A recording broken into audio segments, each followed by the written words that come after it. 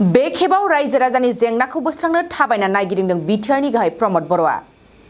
गोबाव समनिफ्रायनो सकि आरो दिरिं दैमानि खुरखानायजों हालामनि रायजोफ्रा बायदि जेंना भुगिनाङो। बाक्सा भारत भुटान सीमा ओनसोलनि रायजो राजाफ्रा बोसोरफ्रोमबो दैबानानि जेंनायाव गोग्लैयो। बेखौनो नायगिदिंनो दिनै बाक्सानि सबनखाथायाव बिटिआरनि गाहाय रमद बर'आ आगान होदों। बेबादिनो सकि आरो दिरिं दैमानि दालां बान्दोफोरखौ नायगिदिङो। बेजों लोगोसेनो बे ओनसोलनि रायजो राजाफोरनि आबाद फोथारखौबो नायगिदिङो। नायगिदिंनाय हाबाफारियावनो बाहागो लाफायो बिटिसि एलएनि बुंथिगिरि काथिराम बर', मावफुं सोद्रोमा गणश्याम दास, एमसिएलए मन्टु बर'आ। मेनलि आमार जितु दंबान बाक्सात बहुत बছৰৰ পৰা চলি আছে। এই দংবানৰ যিটো সুবিধা অসুবিধা এইখিনি আমি আজি আলোচনা কৰিব আহিছোঁ। আমাৰ ইৰিগেশ্যন ইএম, ইৰিগেশ্যন চিএছডি সকলো আছে, এগ্ৰিকালচাৰ ইএম আছে, স্পিকাৰ ডাঙৰীয়া আছে, এমএলএ ডাঙৰীয়া আছে। তো আমাৰ বাক্সা জিলাৰ উত্তৰ অঞ্চলত যিখিনি আমাৰ জনবসতি আছে, পপুলেশ্যন আছে, তেখেতসকলে নেচাৰেল যিখিনি ৱাটাৰ আছে, এই চৰ্চৰ পৰা ৱাটাৰেদি বহুত বছৰৰ পৰা খেতি কৰি আহিছে, নিজৰ জীৱিকাটো মেইনটেইন কৰি আহিছে। তাত অলপমান চাইণ্টিফিকেলি আৰু টেকন'লজিকেলি অলপ যদি ছাপোৰ্ট দিব পৰা যায়, তেখেতসকলৰ যিটো জীৱিকা, যিটো লাইভলিহুড, সেইটো খুব সুন্দৰ হ'ব পাৰে।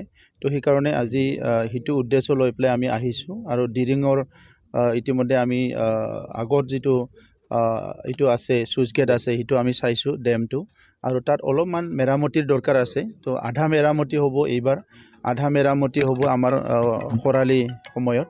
চ' তাৰ পিছত ৰাইজৰ যিটো মানে প্ৰব্লেম সেইটো ছল্ভ হৈ যাব।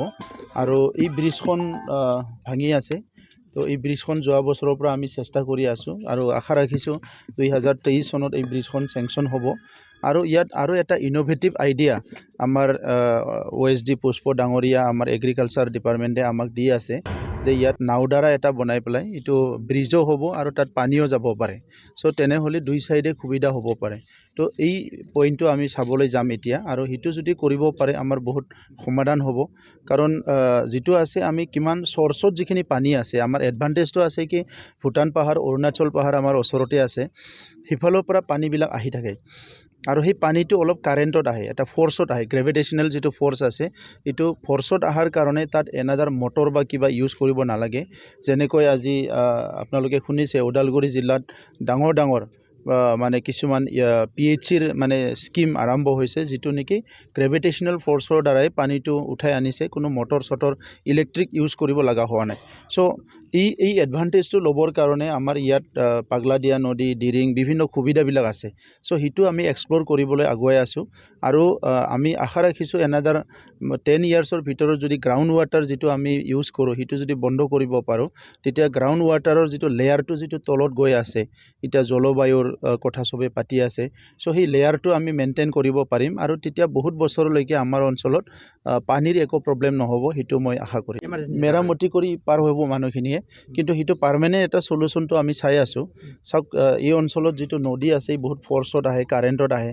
তো আগতে যিটো বনালে টেকনিকেলি হয়তো ভালকৈ নকৰিলে, এই কাৰণে দলংখন ভাঙি গ'ল। ইমান সোনকালেতো দলংখন ভাঙিব নালাগিছিলে, ইমান ভাল এটা ডাঙৰ পকী দলংটো যদি এনেকৈ ভাঙি যায়, গতিকে আগত যিবিলাকে বনাইছিলে তেখেতসকলে ভালদৰে দলংটো নবনালে।